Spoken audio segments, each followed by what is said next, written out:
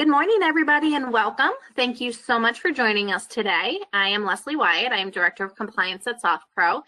And good news for you all. Today we are going to be talking about SoftPro Select tips and tricks. And for those of you that join us every other week for our Saved You a Seat webinar series, you get a break from listening to me today. We have Rhonda Webb, who is a trainer at SoftPro. She is one of the experts on SoftPro Select, so it's good that we have her and not me because it's not much I could show you. So we're going to have Rhonda take you through some tips and tricks. But beforehand, I just want to go over a few housekeeping items per usual. One is we welcome questions. We would love for you to ask throughout. There is a questions feature that should be on your webinar screen. It's on the right on mine. I don't know where it falls on yours. But if you just go ahead and click that and type in your questions, we'll try to get to as many as we can. If by chance we don't get to your question, we will send it out as part of our follow-up and recap along with the answer. And if we have a question we can't answer, we'll certainly have someone contact you that can. That said, we do send out a follow-up recap email within a day or two of our webinar. Generally, it's if there's a presentation, if there's any tips and tricks or handouts, we'll include that. There'll be a link to the recording in case you want to listen to it again or if you want to share it with people within your office. If anyone has any questions at any time, please know that you can reach out to myself, you can reach directly out to Rhonda, you can call support, your sales reps, whatever you need. And again, if you reach out to us and we're not the right people, we will certainly put you in touch with who is. So enough with me. Please send your questions and I am going to turn it over to Rhonda. And Rhonda, thank you so much for taking the time to help us out with this today. Absolutely. Good morning, everybody. I am Rhonda, and we are going to be going through all kinds of nifty SoftPro Select tips and tricks. So if you ever wondered things like, are you familiar with how we can actually do a split screen functionality in the system? How about if we wanted to populate our task into a different side of our screen instead of always at the bottom? We can change settlement types from a CD to a HUD with the click of a button. Did you know that there are about 50 shortcut keys, keyboard shortcut keys that can be used as you're going through doing things within the system? That's what we're all going to be exploring today, the various ways that we can help kind of enhance your experience in Select with these kind of neat tips and tricks. So let's go ahead and get started. So I'm going to pull up my screen. All right. So first off, I'm going in, I'm searching for some orders, and there are about 5 files or orders that I want to be working on today. Did you guys know that you can actually open multiple orders at one time? If you go in and execute, let's just say I put in a quick search, and I'm a big Flintstone fan, so I'm going to put in the Flintstones and hit enter. When my search results pop up here at the bottom of my screen, I can actually go in, hold down my control key, and I can highlight the 5 orders that I want to be able to open, because as we all know, right, we can only have 5 orders open at one time. I can highlight those 5 orders. I can right click on my mouse and I can choose the option to open. And when I do, it goes through and it opens each of those individual orders for me as I needed them to open them up based off of the ones that I chose. So I can go in and open multiple orders at once, and it opens them in my nifty little tab format. It pops up my note alerts as needed. So that's one functionality we can do within search. Other things we can also do within our search field is if we are in our search results fly-up window here at the bottom of the screen, if we wanted to view, let's say, the order history of a certain order, you can also right-click on an individual order. You can view the history. It will open the order history tab so you can see what's going on.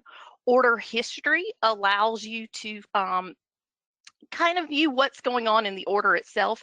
Every single time an order is saved, it keeps a log of that save. It shows you the user who saved it, the date and the time that they saved it. There are descriptive fields over here to the right.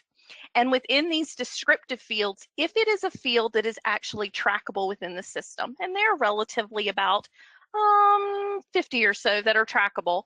If it is a trackable field, if you double click and open up that certain log, it will give you a details table. And within this details table, it will show you what the old value of the field was versus the new value.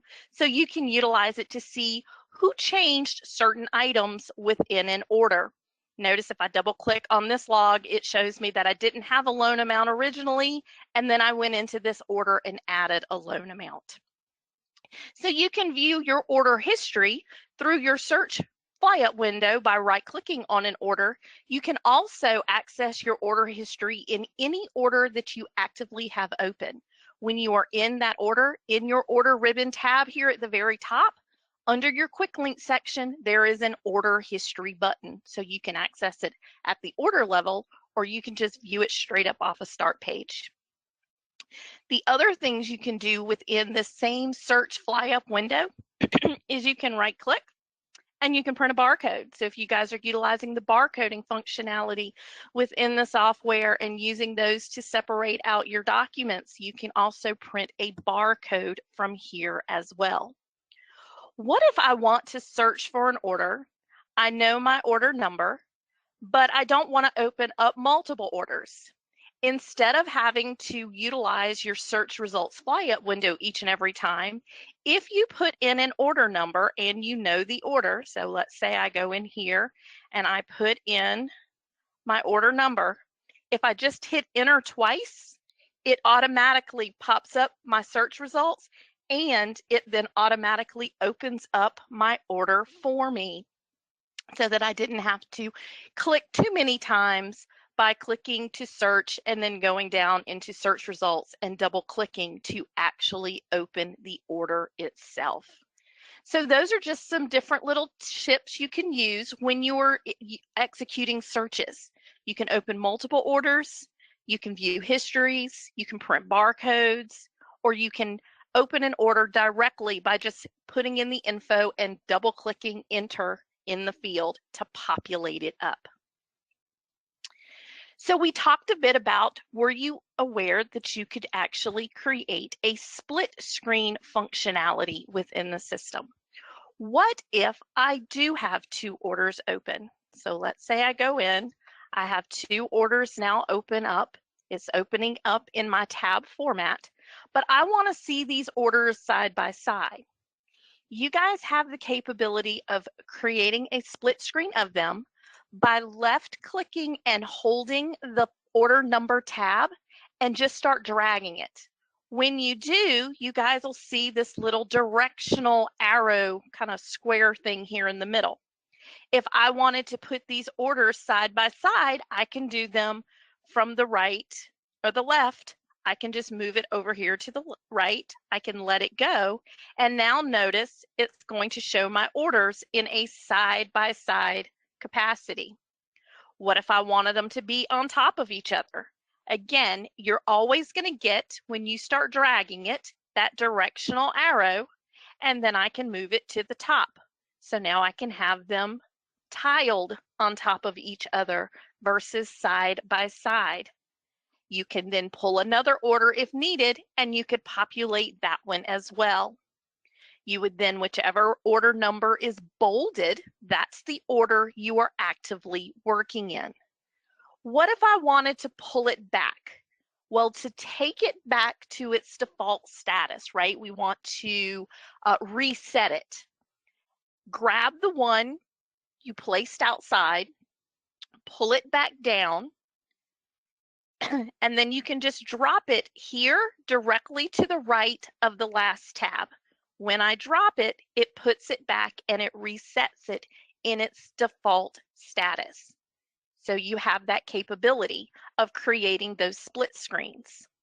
You can even do it when you're dealing with a document screen. If I have my document screen open, I can pull it in and create it from a split screen standpoint to see the documents I may be creating for one order over the other. Again, to pull it back, guys, you just grab, left click and hold the tab, drag and drop it over, and it puts and resets it back into its original format. You would do that same functionality if we were dealing with things like our tasks. We're going to be dealing with tasks. I want to see my work items. I don't want it pinned necessarily at the bottom of my screen. Maybe I want to see it in like a right-hand panel. You can do the same functionality outside of orders with these tabs here at the bottom as well. If I wanted to view my work items all the time, but I again didn't want them here at the bottom of my screen, if you pin my work items down, so it's going to auto minimize always to the bottom of the screen, unless when I'm actively in the fly up window, I come over to the right and I click the push pin. When I click the push pin, I lock it down into that section, and now I can put my cursor in it and I can start dragging it just like we would in order. And let's say I drag it to the right. I can now drop it, and now here are my work items always on the right side of my screen, so that if I'm working in an order, I can see my entire order without the bottom of it being blocked off, with it being pinned in, and I can view my tasking work items over here on the right hand side. You can put it to the right, or you guys can drag it to the left. You can put it at the top or the bottom, wherever it works best for you. If I wanted to bring it back down, I just bring it back down to the bottom. I can then unpin it, and it's then going to auto minimize at the bottom of my screen again. Okay. So that's some of the functionality you can do as far as split screens and searching. Other thing I wanted to draw you guys' attention to is, notice here in my order, in my screens over here on the left, we have a new set of what we call SoftPro Enhanced My Screens. It takes that My Screen setup that we are used to seeing, and it creates an additional section to it for documents and recording screens. So it kind of takes those same my screens and puts them in a different order format. You're going to have a section now, as I said, specific to documents and recording screens, so they have their own individual section. You can always view which my screens you have by going into your order ribbon.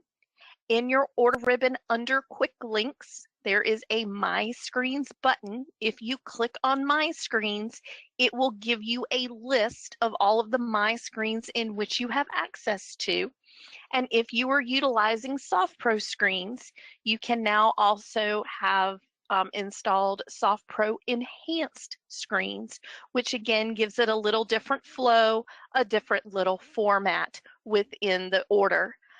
It does things like put all of your legal descriptions on one page versus them being in two separate screens. And again, it splits it out in a little easier flow of formatting for you. It also gives you the capability over here on the right-hand side to actually have a status bar that will keep you up to date on if your order is balanced, as well as funds coming in from and funds going to a buyer or a seller. So you have enhanced My Screens. How do I change that settlement type, right? That's a biggie.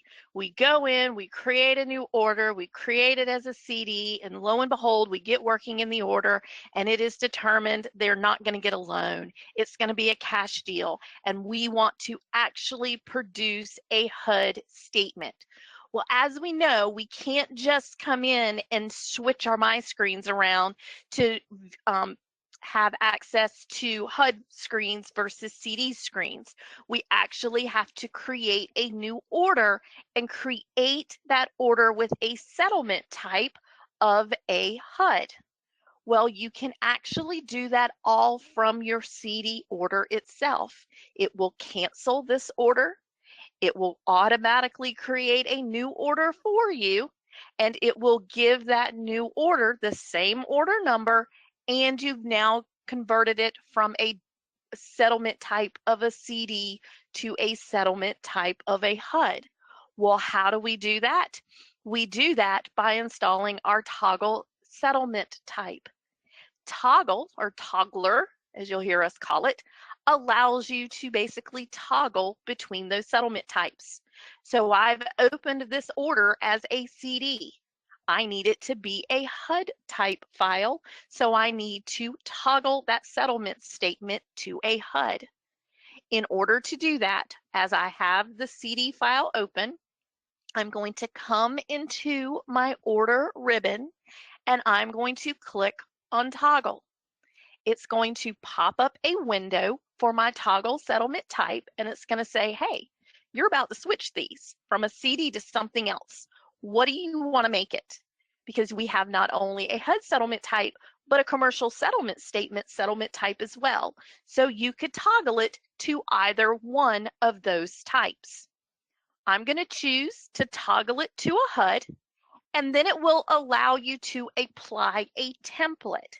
So you guys can create toggle templates specific to those settlement types. Some of the reasons you may want those toggle templates is to pull in things like formulas for certain fields in a HUD template you may have that may not be in a CD template. Because keep in mind, guys, we're just taking what we had and kind of converting it. We're not going to be putting in an actual HUD template like we would if we were creating it from scratch. So your HUD toggle template would give you that capability to grab some of those specifics that you have as far as formulas in certain fields to populate in.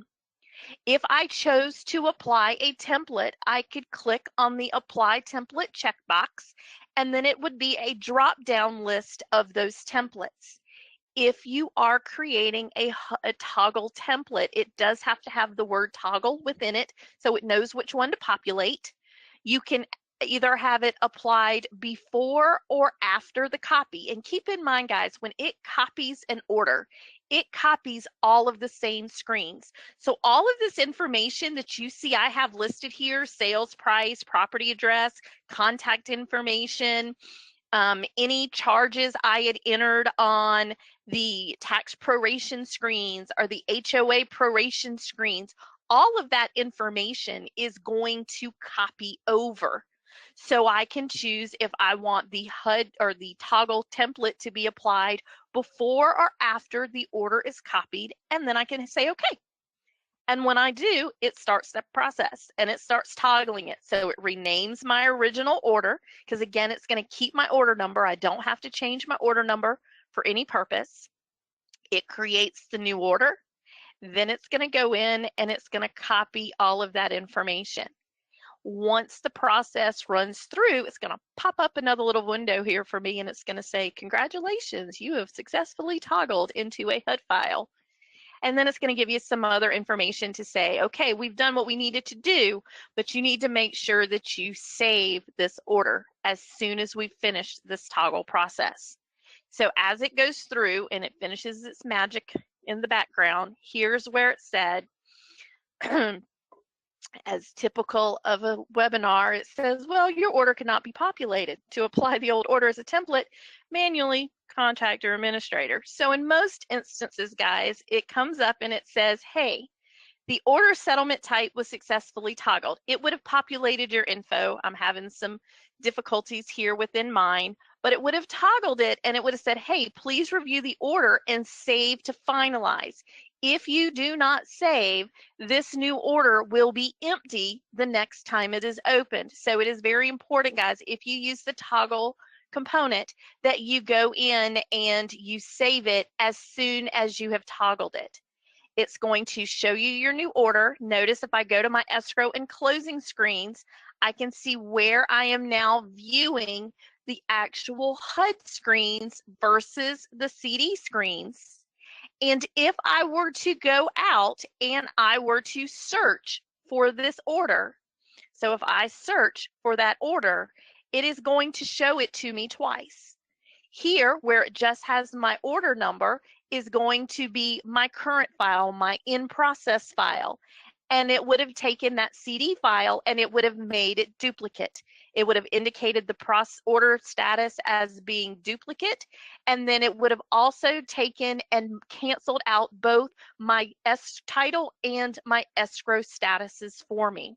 So that toggler gives you the capability to do it all kind of with the click of a button. Hey, Rhonda, we have some questions if you have a second. Sure. Okay, so two people asked about the enhanced My Screens. One person, I'll ask you both and then you can answer. One person said, how do you download the enhanced screens? And someone else said, what version of Select starts having the enhanced SoftPro screens, or is that a bundle we can request? So that's something you guys can just request. If you guys reach out to SoftPro support, you can let them know that you want them to install the SoftPro enhanced My Screens. It's not based off of a version. It is just a set of My Screens that can be installed. Okay. And then we also have a question that says, can you review how to open up a file for a refi? She says, I know the workaround, but I apparently not how to actually open it properly. So I don't know if you can open a file for a refi component. So as far as creating a refinance file, you would create it the exact same way, guys. You would come in and hit create or whatever avenue you use to open a new order. If you have prefixes and suffixes, you would put those in place just like you typically would. It'll pull in your order numbers. You would assign it to a trust account. And then if you're creating a refi for a CD, you would have it as your settlement type as a CD. If you're creating a refi kind of like a HELOC loan and you're using a HUD form or a reverse mortgage, then you would choose your HUD settlement type. So you would open it the same way. You just want to make sure that if it's going to auto-populate a template for you, that you're pulling in your refinance template, because that's going to set it up for those refi, I guess, kind of like that third screen on a CD that's a little bit different. If you have it pre-populate, you can remove a template by highlighting it and clicking the minus, and then you want to go out and just search for your template. So I'm going to click search. I'm going to come straight to the bottom right and click search again. It'll give me a list of all of my templates, and I'm going to come in and I'm going to choose my CDF refi template. So you should have templates specific to transaction types, purchase, refi, cash, and then you'll have templates specific to settlement types, CD, commercial settlement statement, HUD. And then you would say okay, and then click OK again. That's going to open your order for you. Now, if you're opening your order, and I don't know if this is what you're saying, it doesn't exactly run right. When you open your order, in order to have that alternate page 3 so that it shows just payments and payoffs versus a typical page 3 of a CD, in your escrow and closing My Screens at the bottom under options, it gives you the option to use the optional CD forms for transactions not involving a seller or a refi. You want to make sure that checkbox is checked. That then makes your page 3 look like this, where it kind of matches what the lender's sending you as far as it just showing payoffs and payments. If your screen looks like this, that just means that the checkbox isn't checked off, and it's a typical page 3, as if you were doing a purchase transaction with offsets between a buyer and a seller. Hopefully that answered your question. Let me know if it didn't. Okay, thank you. Let's see, someone else says, can you add the enhanced screen to one of their current screens? So if they have custom My Screens, that might be a little bit different because they are customed to that specific customer. That I would probably reach out to support and see if they could assist with that. If not, that might be something that has to be worked out maybe through your sales rep. Okay, and then I think the last one for now, and then you can move on, is have you modified the toggler to retain the order number prefix and suffix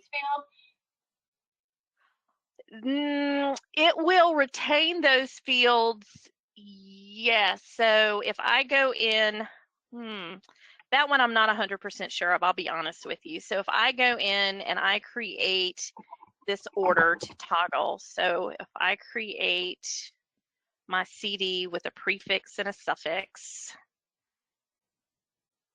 and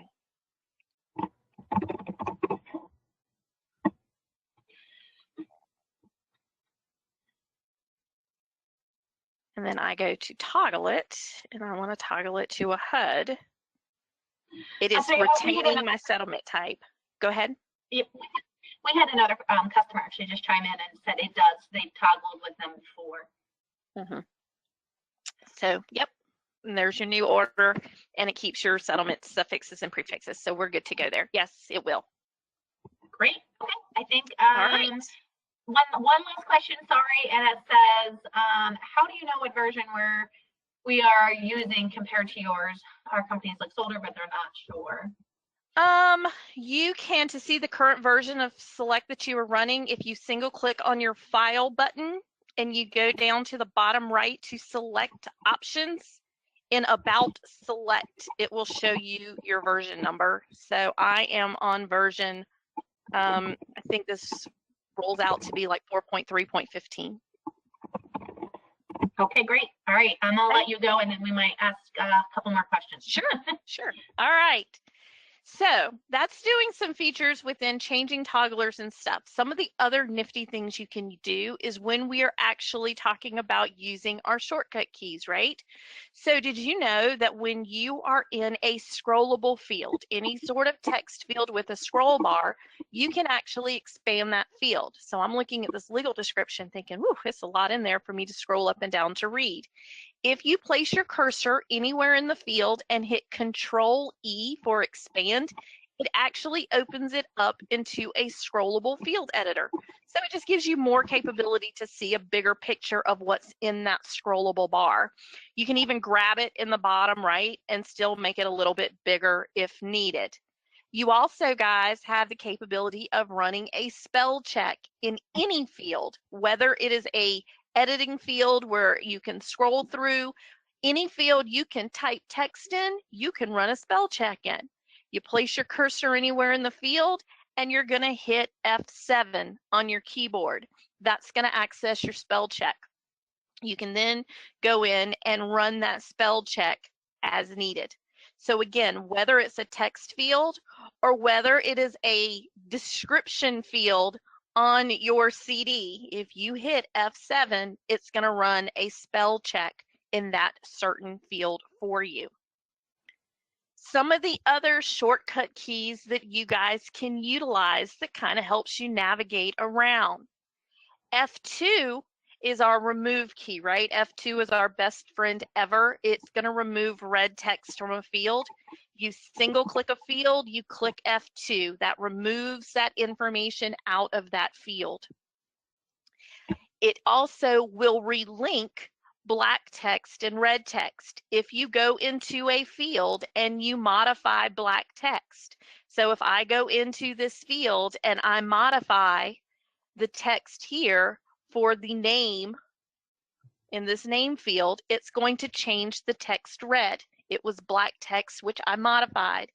If I needed to link it back up to what it was originally connected to, I single click, I hit F2.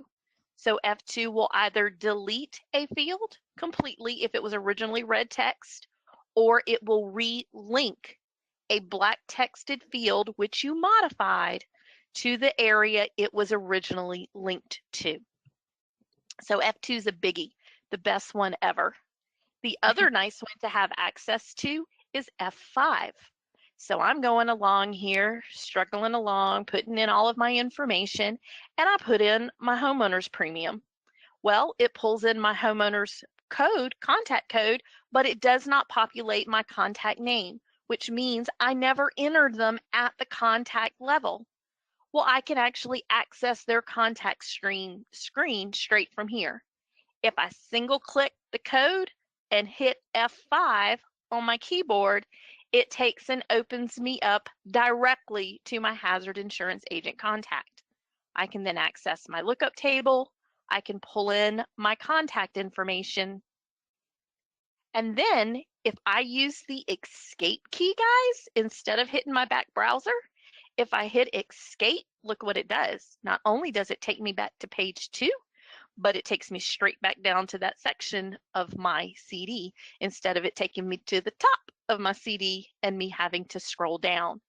Whereas had I used that F5 functionality and instead of hitting escape to use my browser button, it takes me back, but it takes me back to the top and I have to scroll. So escape, when you're going backwards and forwards, will bring you back down to the section that you were in when you hit F5. When we're talking about yes. I'm so sorry. Just before we get too much further, we have one last question about the toggle feature. So I just wanted to ask you. They said they thought the toggle feature created a new order number in the system. Is it renumbered somehow in the background?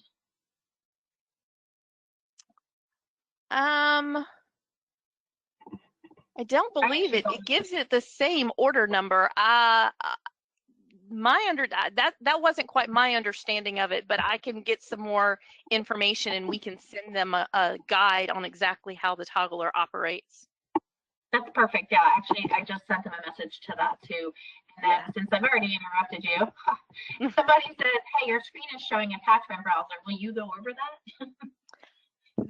That is not something. So that is a item that I had installed for a certain customer who purchased that. I'm not sure that that's something that everyone has access to. I mean, you guys won't. I mean, you have to tell me, Leslie. I'm not sure. It is not a free. It's not like Toggler that can just be installed. It's something they have to purchase. That's fine. I mean, that's okay. As long as they know that and as long as it's available to anybody if they purchase it, that's fine. I think it is. I think it is. I'm not 100% sure, but I will show you what Attachment Browser does. Let me finish this part up and then we'll go through Attachment Browser, guys. Okay. So when you are in your contact screens and you are looking at your lookup tables, you can always click on the lookup code hyperlink to access your lookup tables, but you guys can also utilize function keys. If you're more of a keyboard operating person, then if you wanted to access your lookup table, you can always put your cursor in the lookup code field.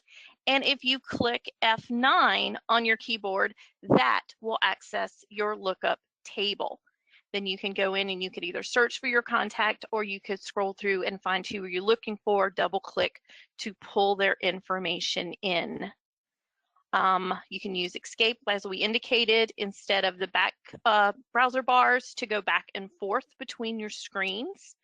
You can also right click on your elevator bar over here to the far right. So if you put your cursor kind of on the bar itself and right click, you can scroll to the section you are at when you clicked the right click button and it takes you up. You can also go to the bottom of a page or the top of a page. You can do page up and page down, or you can scroll up and down as well. So it just gives you a little bit different capability with your elevator button over on the far right. If you wanted to access some of the other screens that you see, I notice that I'm out of balance. I want to see why I'm out of balance. If you click F12 on your keyboard, that's going to open up your order balance screen. It will give you direction as to why your order may be out of balance and where you need to go to make some modifications. You can also go in and click F11, and that will go in and populate your loan funding summary.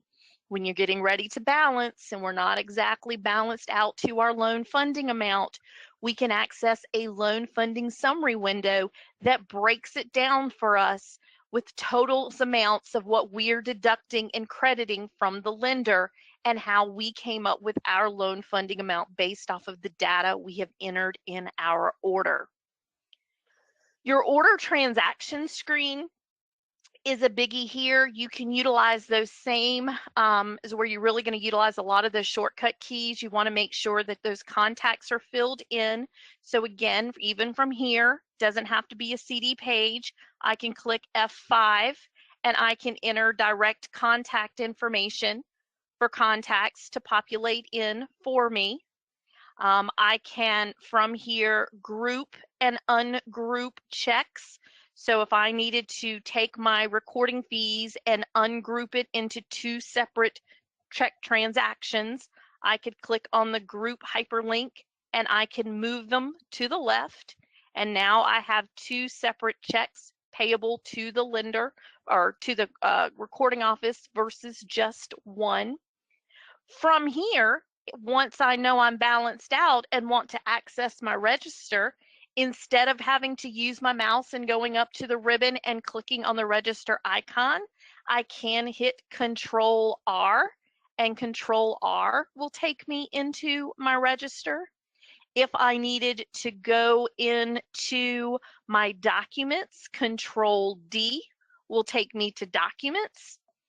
And if I wanted to view my work items to deal with my tasking component, Control W will open up my work items for me. When you are viewing your documents, there are even some shortcut keys that you can utilize here. If I pull over a document to preview and I go in and I preview it, once my document has been rendered and I'm looking at it, if I hotspot back in to my order to make a change, so if I go in to change my property address and I say, all right, I'm actually at,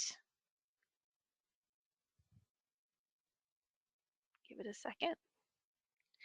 All right, and I come in and I change my property address.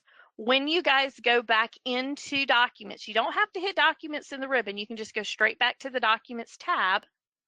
Notice it wants you to refresh. Well, you have a refresh shortcut key. Again, if you're more keyboard oriented, just hit F5 here. F5 is the equivalent of you clicking that refresh button or that refresh hyperlink, and it will refresh your document with those changes you just made within your order.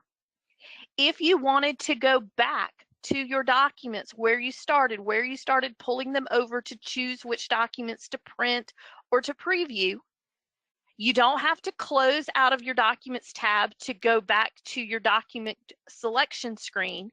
In the Documents ribbon here at the top, the very first icon is Start New. You can click Start New. It takes you straight back to your selection screen. You can come here to begin again. You can access Start New from the ribbon. You also have the Start New capability at the document distribution screen. Here at the very bottom right-hand corner, you can hit Start New, and it too will take you back to your selection screen for you to make changes. You can also remove your documents from your Ready Docs by hitting F2 as well. That will remove any documents in your selected Ready Docs pane. You also have some other nifty tools you can use here in Documents to help you out with things. So let's say that I was generating my loan policy and I want to create my loan policy and my jacket is sitting in my orders attachments. And I want to create one PDF from right here that is my loan jacket and my policy guts itself. Well, I can pull my policy over so I have the guts of my policy. And now to add my jacket, I can use this add feature here in your selected Ready Docs. If you click on the add dropdown, you can choose to add documents that already live in your attachment section of your order, or you can also attach documents that live on your desktop. I can choose existing attachment. It will give me a preview of my attachments. I can then go into my policy folder, and here's my loan jacket. I can highlight it and say OK, and now it has added that loan jacket to my documents. I can move it up with my directional arrows, and if I go into preview, you guys can see where it is your actual jacket. And now when you go into distribute, you'll be able to merge them all as one PDF so that it's the jacket and then the parts of the actual policy itself. You could then choose your certain action or actions to take, and you could click distribute.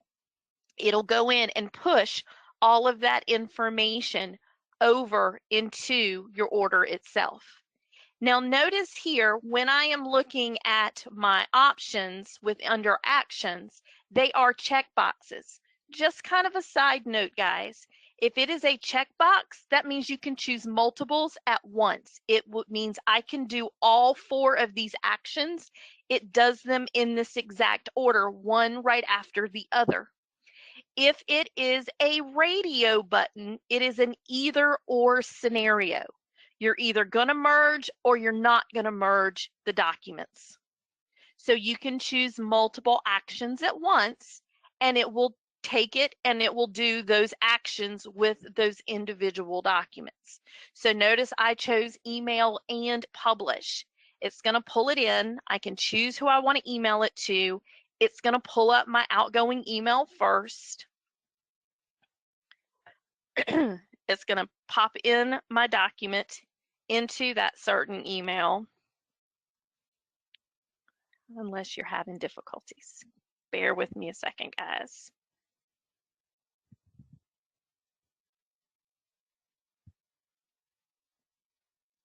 Isn't technology great? I know, it's the best ever, and this is just par for the course. All right. So you can choose those multiple options at once, and it does them. It does your email, and then it takes your document over and it publishes it for you. Okay, so you can walk through those processes, and it does them both. All of those documents, or the ones that you published, are now going to appear, of course, in your attachment section. So some of the cool tricks about attachments. When you're in attachments, right, and you have all of these various folders set up in your folder structure. Well, as we know, we can't email a document from one folder and then choose a document that lives in another folder and attach it to the same email with it set up this way. But you actually have the capability of seeing all of the documents listed under every folder at the same time. If you go into attachments and you place your cursor, just single click in the search field over here on the right, and hit the space bar and then enter, it's going to take it and it's going to break it down for you. And here are all of the individual documents I have, and here are the individual folders that those documents live under. So you can see all of them at once. Then if you want to go into email, you can use your control key. I need to email my addendum, my contract, and my legal description. I can highlight all 3 by holding down the control key and then clicking on my email icon. I can choose who I want to send it to, and then it's going to open up my email. So here, popped it on the screen, hold on, is my outgoing email with my addendum, my contract of sale, and my legal description, even though they lived in different folders. I can then go in, send it to who I want to send it to. And remember, it pulls in everything but your signature block. I want to come in, I want to pull in my signature. Notice it pulled my signature in plain text. If I look at the top of my email, it even tells me my message is in plain text. Well, what if I need it to pull in my logo and everything else? I need it to be in my HTML format. You guys can change your email text. I can come in and delete my signature that I pulled forward. If I go into my email under format text, I have the capability of changing how the text is formatted. I want to now format it as an HTML.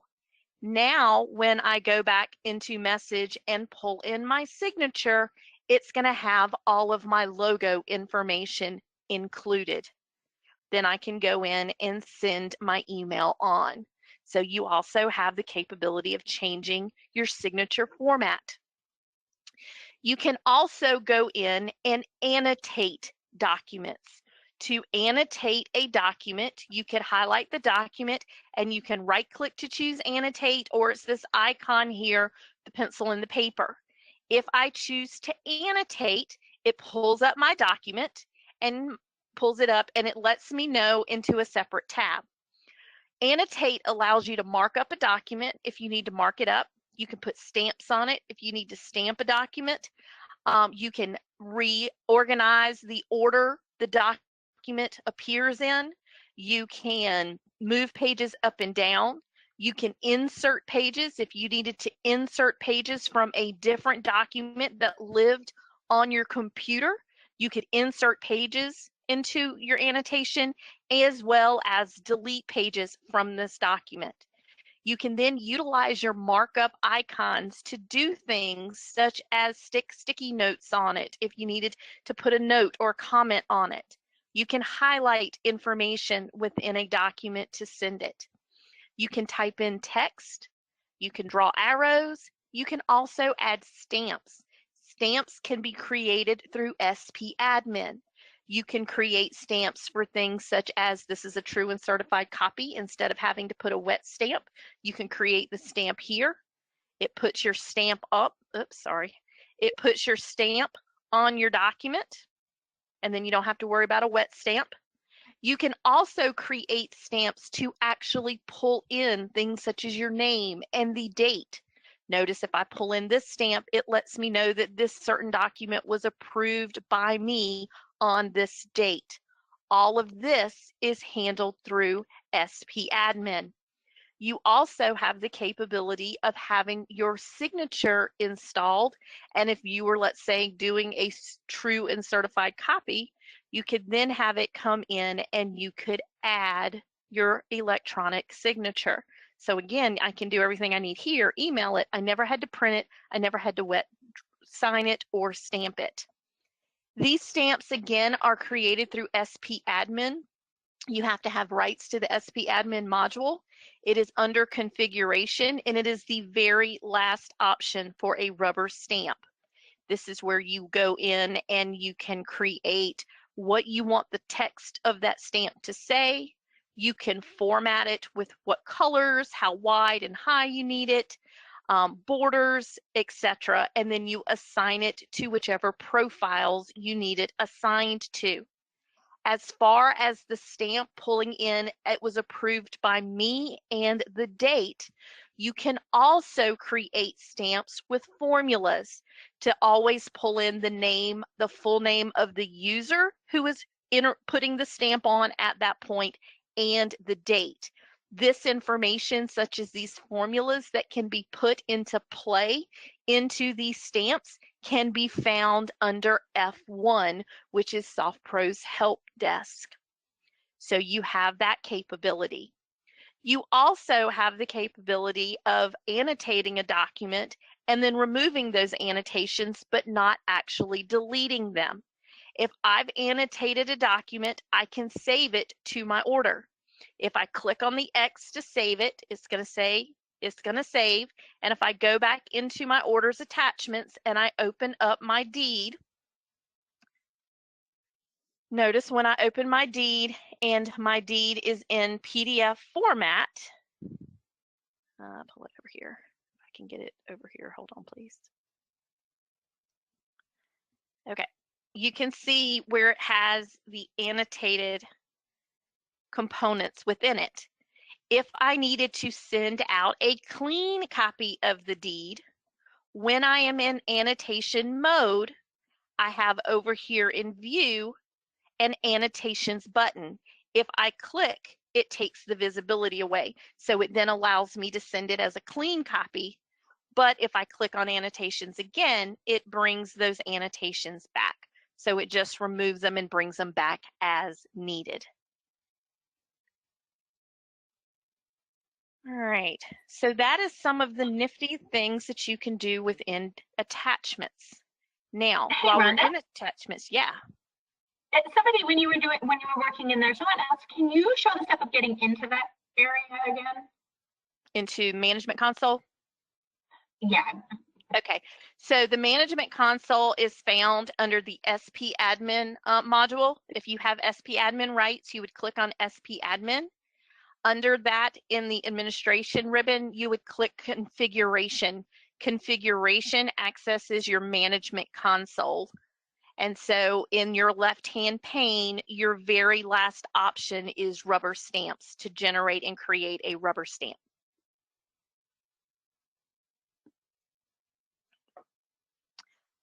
Great, for thank the you. Yep. For the user who asked about the attachment browser, so what the attachment browser does is it actually kind of pulls your attachments out into a separate screen. It doesn't actually remove them from here, but if I click on attachment browser, it kind of pulls them into a separate screen that I can now move around. So that just means that I can have my attachments, my documents on maybe the screen to my right, and I can have Select open here on the screen to my left so that I can view my documents and work in my order kind of at the same time. If you it gives you your same attachment setup that you guys have in attachments. So notice it's the same setup. It's just kind of taking a version of it and pulling it out. You can click on a document that's in your documents attachments, and it'll give you a preview of the document, so you can actually see a preview of it as you're highlighted on it. You can maneuver between the pages. You can change the sizes of the docs. You even have some of the annotation capability within here that you do under annotate. You can go in and you can edit a document, so to speak. Now keep in mind, guys, any documents and attachments are standalone documents. It may say edit, but you are not truly editing the document. Edit is like doing an annotation. You're making some changes to it, but if you have to resave it, you have to reattach it to your attachment section. You're not actually like in Word making a change to the document and resaving it in Word. It's an outside document that you were just making some modifications to. But that edit mode allows you to also add things such as rubber stamps and highlight and redact information, to put in comments, and you can add pages and delete information just like we can within the attachment section itself. And then the save options allow you to save it as a new document within your attachments, to save it as to file, like doing a save as to your desktop, or to just save this version as it sits. But notice if I hit save as new, it saves it as a new document in attachments. It is still the original document I had.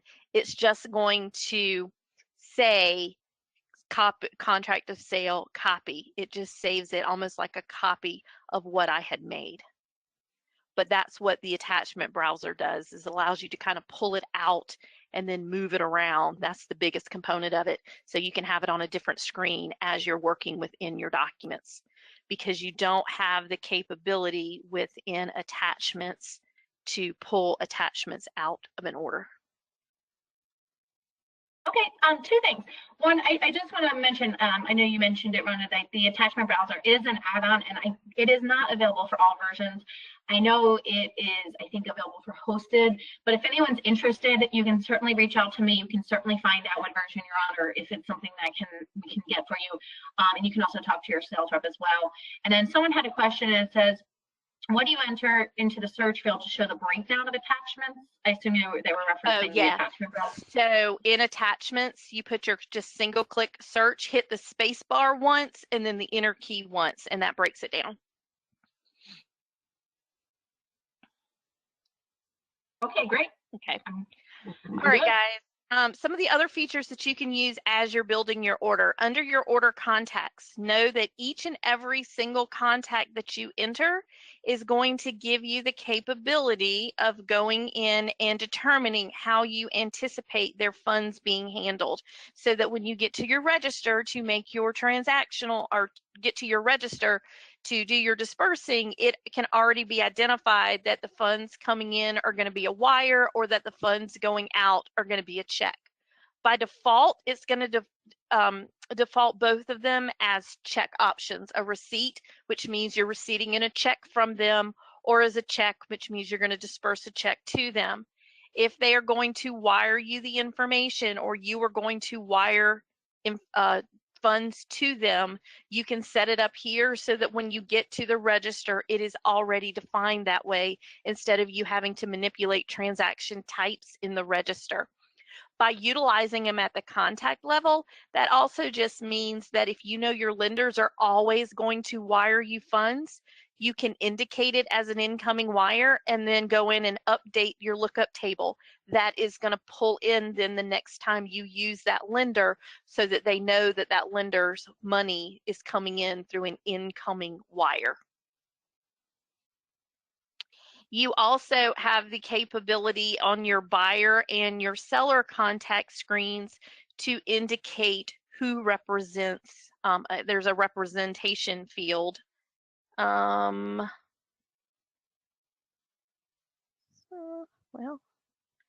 maybe not in this version. But as to if you pull in an attorney, so if I pull in my attorney contact, I can indicate which contact this attorney represents. Do they represent the buyer? Do they represent the seller? Do they represent the lender? So you have that in some of your ancillary contacts to indicate which other contact that certain one represents. So you have that capability to go ahead and pull those in. And notice it puts an L by the attorney contact name, so that when you see that attorney contact, you know that that is the contact for the attorney for the lender versus a buyer or a seller. Some of the other cool things that you guys can do, notes. Notice that when you enter notes now, you have category components. Categories are really good. Categories allow you to kind of filter your notes for you. As the notes in your order are built, we know there can be a lot of notes entered. This all tab is always going to show you everything. But if I only work in title and I only want to see the notes specific to title, if I've categorized my note accordingly, notice you have tabs here. I can just click on the title tab and I'm only going to see the notes that are specific to title. So you have that capability of categorizing those notes for you. If you wanted to be totally hands-free, you didn't want to use your mouse, not even up here in your ribbon, if you hit the F10 button on your keyboard, notice how it puts up here my numbers and P, T, O, I, A. It tells you what those letters are. You can then tab through the options in your ribbon and use Enter to access those screens, or you can go in and you can, let's say, hit O, etc., and it'll pull you in to those certain fields. So F10 takes that capability without having to use your mouse. You're totally mouse free. Other neat little tricks when you're in a date and time field. So here I'm at my settlement date. If you're in a date and time field and you need today's date and time, you can put your cursor in the field, hit the down arrow on your keyboard. It will always pull in today's date and time for you. If you ever needed to turn on a log, if you're having some things pop up and you're going to need to reach out to SoftPro support and they want to maybe catch a log of what's going on, if you click Control, Shift, and L, that opens up a log pop-up window at the bottom of your screen, and it will auto minimize down below, and it will run log text for things that pop up sometimes when you may see an error, etc., pop up on your screen for you. And then talking about 360, if you needed to reach out to support, you needed some assistance with some options, you can always go into SoftPro 360 and you can put in a support ticket. So when you are in 360 under services, it's going to be right up here at the top of your services and add-ins is going to be your SoftPro support ticket. If you double click, it's going to link it to your order, and then here it's going to ask you to enter your support info. So you can give it your name, it'll pull in your email, you can put your contact information, you would choose a support category from the drop down, and then put in a description of what your issue is that is going on, and then you would submit. Any of the items that are indicated with a red asterisk are required, so those have to be completed in order for you to submit that on to support, and then someone from our support team would be in contact with you to help with your issues. And then I want to end it all up with you guys with F1 help. So if I go in and click F1, no matter where I am in the system, it is going to open it up to SoftPro's help desk, and it's actually going to open it up to the section that you were in when you clicked F1, and it gives you more information on that certain section. Within F1, you can go to the home page, and on our welcome homepage, you can access videos, job aids, training information, sign up for newsletters, all kinds of stuff SoftPro wide to go in to assist you as you are going through with putting in the info for your orders. You also have a search capability to go in and search for specific topics or items you needed more assistance with. And then you can also access help at any time by clicking this little question mark in the upper right hand corner. Okay, I think we have time for one question. And remember, if by chance someone has asked a question we didn't get to, we'll certainly include it in a recap. But somebody asked, how do you set up categories and notes? What was the question again? I'm sorry. How do you set them up? How do you set up categories? So in your notes, when you click on the plus, it should have a list of categories. These are filtered or set up again through SP admin.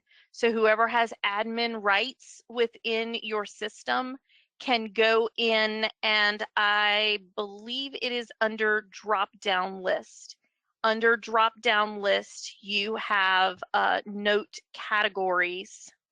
And yes, here are your note categories, and you can go in and you can identify which categories you want to see within your notes to be able to assign to. So you can create those categories. Those then will appear from that point forward. And then to see these category tabs, this view drop down allows you to choose which of those categories you want to view, to have access to view. But these are created through SP admin. Drop down list.